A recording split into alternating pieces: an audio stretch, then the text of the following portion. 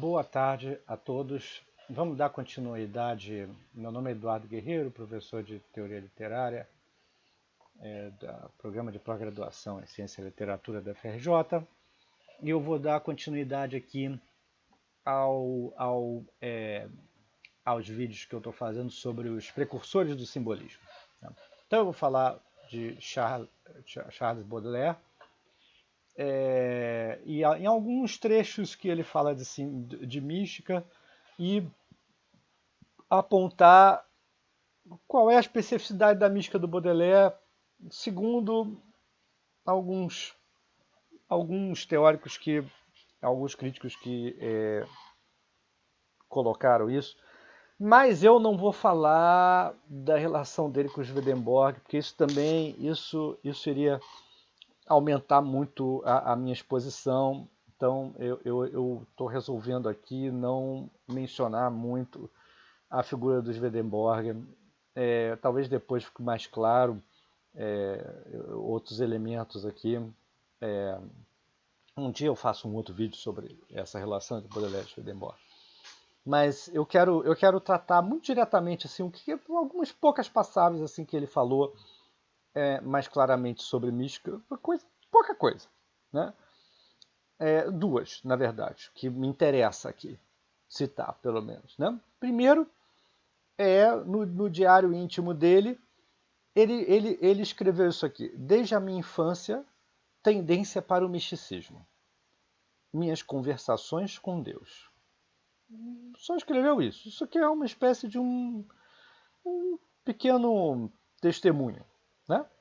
Depois, a crítica já trabalhou bastante isso, assim, né?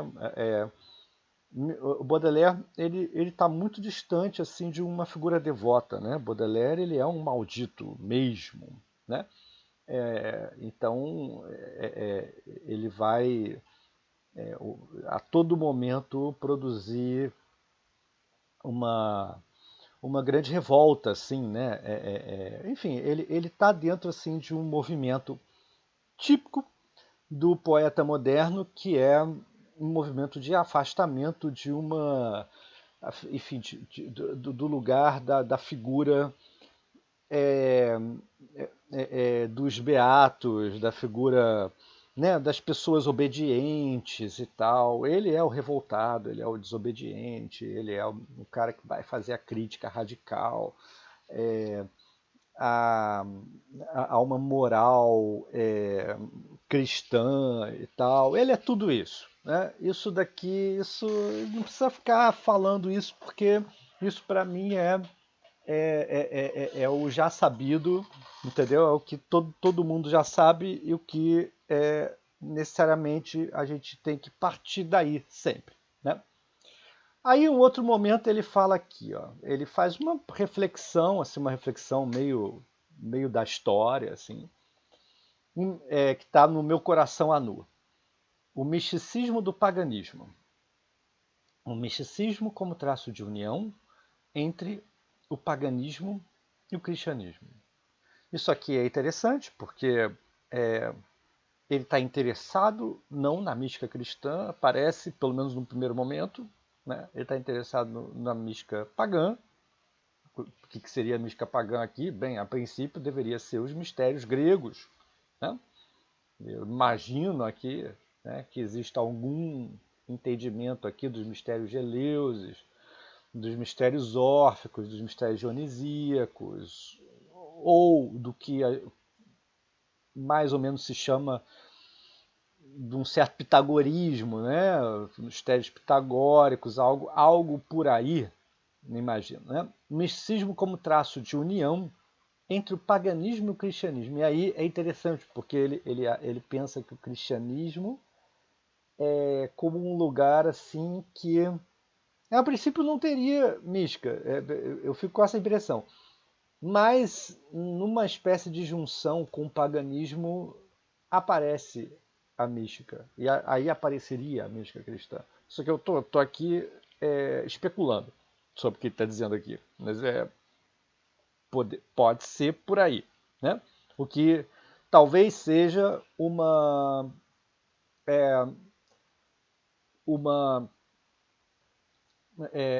um sintoma, né, da maneira como o cristianismo em geral baniu os místicos de sua própria religião, seus místicos de sua própria religião. Né? O paganismo e o cristianismo justificam-se entre si. Entre si. Né? O paganismo e o cristianismo justificam-se entre si. A revolução e o culto da razão demonstram a ideia de sacrifício. Quer dizer, isso aqui é interessantíssimo, né? Eu não vou muito adiante com isso aqui, porque, enfim, mas é muito interessante que a Revolução, eu imagino que ele esteja se referindo à Revolução Francesa, e o culto da razão, o iluminismo, demonstram a ideia de sacrifício. Quer dizer, eles fazem sacrifícios. Sacrifícios do quê? Bem, eu vou supor que seja do misticismo.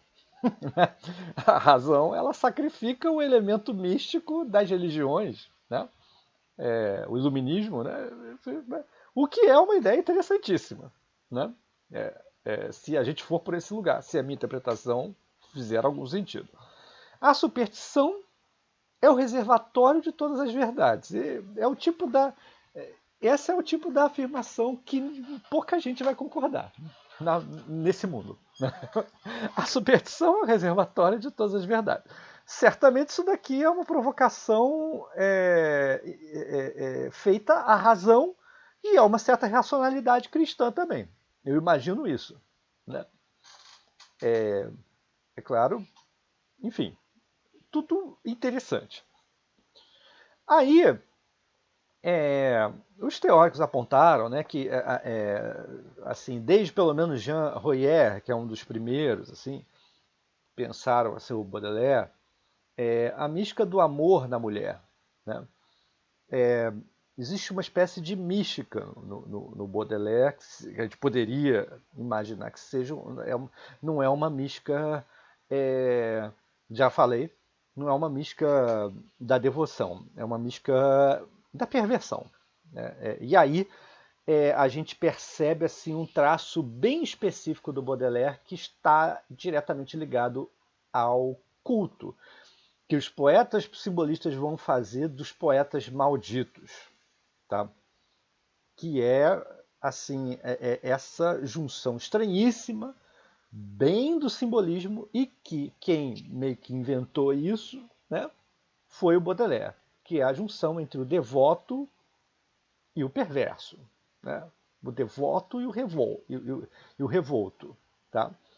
Então você tem uma mística no Baudelaire que seria uma mística que juntaria na mulher o anjo e a besta, né? Uma mística da beleza e da graça, uma mística da beleza, né? Sensorial mesmo. Né?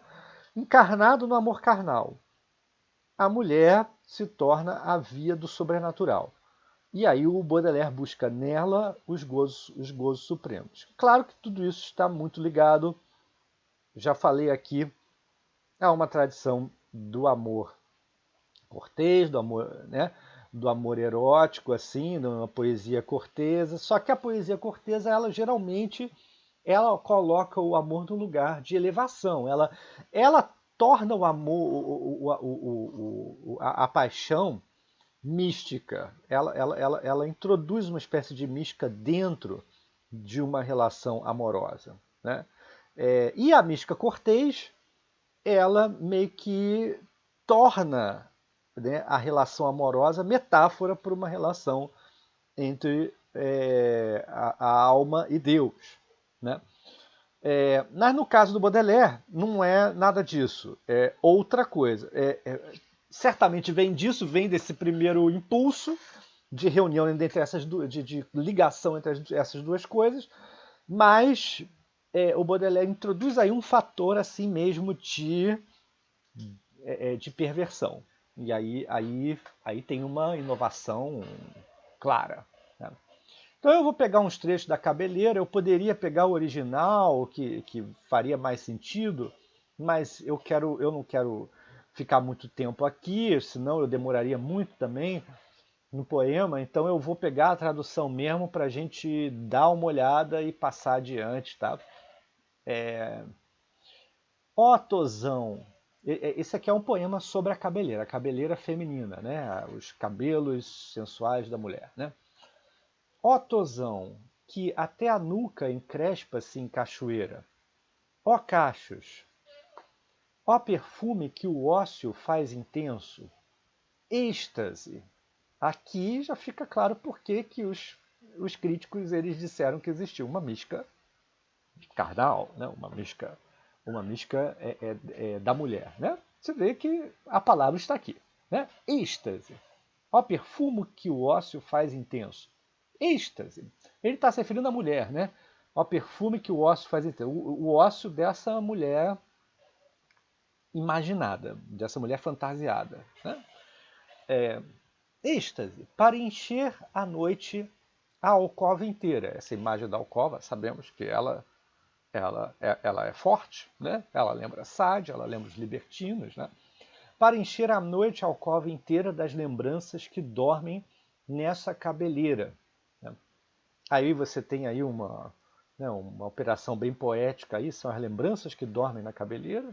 Né? Quero agitá-la no ar como se agita um lenço. Tá? Quero agitar a cabeleira, nesse caso, né? No ar como se agita um lenço. Uma espécie de substituição imagética, né? O como está aqui muito claramente, né? Vale lembrar a vocês que o Otávio Paz fala que a analogia é o reino do como, né? Então aqui podemos dizer que há uma analogia. Né? Aí depois tem um outro estrofe, são só duas estrofes do problema, é muito longo, então também são só esses duas estrofes, depois eu ainda vou falar mais outras duas, mas estamos nessa. Um porto em febre, agora é uma outra imagem, né? Um porto, né? Um porto marítimo, né? Em febre onde minha alma há de beber, a grandes goles o perfume, de novo perfume, o som, a cor. Aí agora você tem, está vendo, você tem, ele está apontando para diversas sensações. Então o fator sinestesia está aqui. O perfume, o som e a cor. Lá onde as naus estamos num porto, né? Então, lá onde as naus, né, os barcos antigos, enfim, naus tem esse sentido, né? Lembra das naus portuguesas que vieram até o Brasil, enfim, que foram às Índias, aquela coisa toda, né? Lá onde as naus contra ondas de ouro a se bater, abrem seus vastos braços para receber a glória de um céu puro e de infinito ardor. Voltando. Lá onde as naus, contra ondas de ouro a se bater, né? Ondas de ouro a se bater,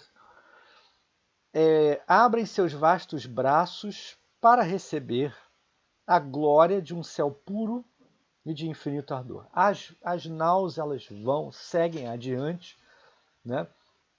Se batem contra as ondas de ouro, então tem uma espécie de uma fantasia aqui meio edênica, né? Abrem seus vastos braços, e aí tem uma coisa meio do abraço, né? Uma imagem do abraço, para receber a glória de um céu puro e de infinito ardor. Céu como imagem celeste aqui. Né?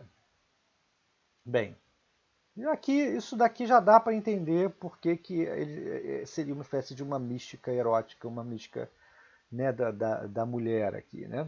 Quer dizer, tem um êxtase, tem o céu puro, tem imagens que a mística usou, né? Mas para falar da mulher. Né? Eu te amo como se ama a abóbada noturna. Outro como, outra analogia. Né? Ó taça de tristeza, ó grande taciturna. Aqui tem uma ambientação da melancolia. Né? E mais ainda te adoro quanto mais te ausento. O Spleen, né? Ele está dialogando com os próprios poemas dele de Spleen também. Né? E mais ainda te adoro quanto mais te ausentas e quanto mais pareces no ermo que ornamentas, multiplicar irônica as celestes léguas que me separam das imensidões sem entregas. Aí existe um desenvolvimento aqui da distância, da ausência, né? Quer dizer, mais te adoro quanto mais te ausentas. Né? E quanto mais pareces, você tem essa ideia da ausência que estimula mais o desejo, né? E quanto mais pareces no ermo que ornamentas, quer dizer, aí tem uma espécie de um ermo, um deserto que ornamenta essa mulher, né? Quer dizer, essa ausência ela ornamenta, né? Multiplicar irônica as celestes léguas que se separam das imensidões sem tréguas. Quer dizer, então ela multiplica ironicamente essa distância, né? Com a sua ausência, né? E que separa um poeta dessas imensidões. Né? Imensidões, algo aqui ressoa a ideia de abismo. Né? Ao assalto me lanço, e é sem trégua porque é implacável, né? Porque é cruel. Né? Ao assalto me lanço e agito-me na liça, como um coro de vermes junto a uma carniça. Mais um como? Mais uma analogia. Essa mesma analogia bem picante, né? Uma analogia mórbida mesmo, né? Como um coro de vermes junto a uma carniça.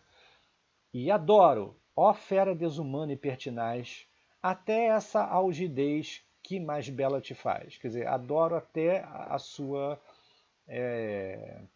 frieza, né? Então, você vê que nesse final aqui fica também claro uma referência a uma frieza, mas também ao elemento mesmo do grotesco, né? E do abjeto, inclusive. Né? Tá misturando as coisas, a atração né, com um lugar assim mórbido dos vermes na carniça. Né? Quer dizer, é uma coisa realmente carnal. Né? Então, na verdade, o que ele está juntando aqui, né, é o carnal com o espiritual dentro de uma proposta perversa mesmo. Né? Quer dizer, não, de fato não é bonitinha. Quer dizer, é chocante, né? Baudelaire é uma figura chocante assim para a mediania burguesa, para o filistino, né? Agora a gente vai numa passagem que ele escreveu sobre Wagner. E isso aqui é importante porque o simbolismo, um dos fatores centrais assim do simbolismo é um culto a Wagner, né? E Baudelaire foi uma figura que iniciou isso. Então esse é bem interessante. Né? Mas essa passagem ela não, ela está discorrendo sobre as óperas, né, que ele viu, que ele conheceu de alguma maneira, mas ela fala como se fosse uma experiência pessoal que ele teve. Tá? E aí é uma experiência mística. Isso é que é interessante, assim, a maneira como ele reflete sobre o artista, mas ele vai pensar sobre uma experiência própria dele, né? Que é claramente uma experiência estática. Retratei-me involuntariamente um estado delicioso de um homem às voltas com um grande devaneio numa solidão absoluta. Você vê, estado delicioso, né? Depois a gente vai ver assim que uma das coisas que mais o simbolismo ele vai desenvolver é a busca de pesquisar estados de alma. Tá? Inclusive, o nome do livro da Gilca Machado é Estados de Alma. Tá? Estados de alma. Então, você vê.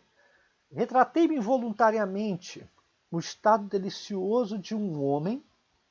Ele não está falando dele diretamente. É um homem às voltas com um grande devaneio, numa solidão absoluta. O homem está solitário e começa um grande devaneio. Isso é um estado delicioso.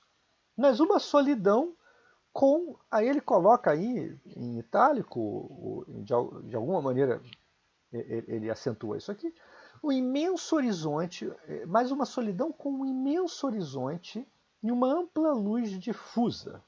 Uma paisagem, né? Você vê que é uma solidão dentro de uma paisagem né? Sublime, no final das contas. Né? A imensidão, você vê que ele falou de imensidão antes em relação à mulher, né? Em relação à distância da mulher, a distância da mulher e a ausência dela leva a uma imensidão. Né? A imensidão sem outro cenário senão ela própria. Aí você vê assim uma espécie de totalização da imensidão, né? Onipresença da imensidão, né? Que mostra uma espécie de mergulho aí. É um abismo, é um mergulho na alma isso aqui, né? No final das contas. Mas aí dentro de uma imagem da paisagem, da vastidão da paisagem. Logo provei a sensação de uma claridade mais viva. Aí, é engraçado porque ele estava falando como um homem, né? Um homem, só que agora, aí ele mesmo diz, né? Agora vai para a primeira pessoa. Logo provei a sensação de uma claridade mais viva, de uma intensidade de luz que aumentava com tal rapidez. A palavra intensidade aqui é forte, né? Você vê que essa luz difusa que estava lá, agora ela está ela tá intensificada, que aumenta com tal rapidez que as nuances fornecidas pelo dicionário não bastariam para exprimir esse acréscimo sempre renascente de ardor e brancura. Aí ele entra numa espécie de um discurso apofático aqui, né? Não falando de Deus, mas falando de uma nuance, né? Uma sensação de uma nuance vinda desse ardor e brancura, né? Dessa junção de uma sensação interna com um estímulo externo, né? Com essa brancura dessa luz. Né? Assim, concebi plenamente a ideia de uma alma. Aí agora vem a imagem da alma, né? Que está aqui como uma fantasia ideal, né? Concebi plenamente a ideia de uma alma se movendo num meio luminoso, de êxtase, feito de volúpia e de conhecimento, planando acima, longe do mundo natural. Quer dizer, claramente isso daqui é um gosto pelo sobrenatural, é um gosto por uma realidade espiritual, né? Que aqui está sendo representada com essas imagens também, né? Que são de luz, amplo horizonte e tal, e tal, e tal. Mas esse meio luminoso que ele está falando aqui é de êxtase, a palavra êxtase aparece, feito de volúpia e de conhecimento. É interessante porque, como ele estava falando, ele estava concebendo a ideia. Então, ele junta as duas coisas, né? Volúpia e conhecimento. Não é só um mero êxtase. É um êxtase com algo intelectual, né? De algum nível. Ou, imagino, né, talvez seja melhor dizendo, algo gnóstico. Né? E que lembra um pouco aquele fator noético, né? Que o William James fala para caracterizar o misticismo, né?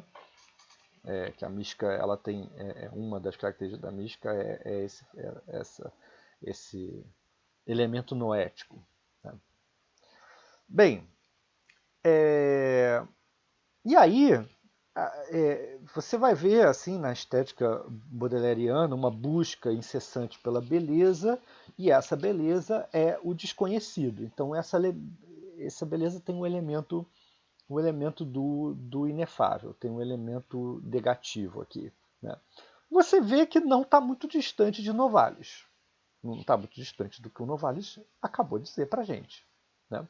A gente viu anteriormente o que o Novalis disse. Né? Vou passar aqui para lembrar, para deixar bem claro. Ó,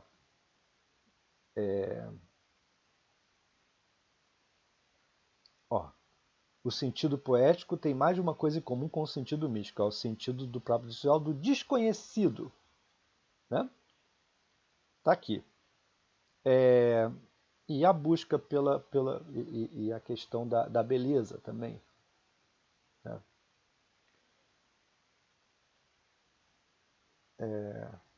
Que eu acho que também está aqui. Quer dizer, ele não fala diretamente da beleza, mas ele fala da plasticidade, da musicalidade, né? Enfim, aqui também está retomando esse elemento. Né? Bem, então a gente está observando que aquele fator assim de que os tropos místicos eles estão sendo transpostos por uma estética. Né? Aqui no Baudelaire, essa transposição desses elementos místicos para o âmbito da estética está já bem desenvolvido isso aqui. Né? Quer dizer, e mesmo assim, desenvolvido, você vê que aparece um relato de uma experiência. Né? Isso está claro. Né? Parece um êxtase aqui. Né? Pairando acima do natural, como ele diz. Né? Bem, eu vou parar aqui e vou para a gente no próximo vídeo a gente falar de Rimbaud.